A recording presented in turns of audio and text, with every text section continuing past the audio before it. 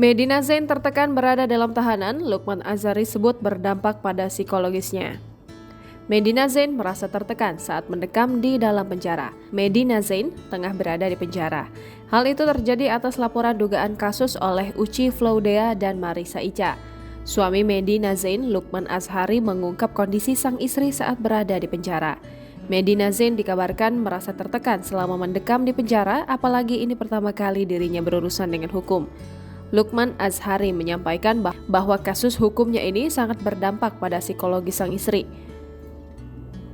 Lukman Azhari menyimpulkan bahwa Medina Zain mulai merasa rindu dengan kehadiran anak dan keluarganya. Lukman Azhari tidak menampik bahwa anak-anaknya kerap mencari Medina Zain.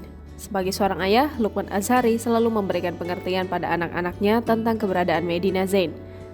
Terkait kondisi kesehatan Medina saat ini, Lukman Azhari mengaku sudah membawa Medina ke Rumah Sakit Polri untuk diperiksa oleh dokter spesialis kedokteran jiwa. Lukman Azhari kemudian menebus beberapa obat yang diberikan dokter untuk Medina Zain. Lukman Azhari menepis anggapan warganet yang menyebut bahwa dirinya tidak mendampingi Medina. Sampai saat ini, Lukman Azhari masih terus mengawal dan mendampingi Medina dalam mengawal kasus hukumnya. Jangan lupa subscribe, share, komen, dan like ya!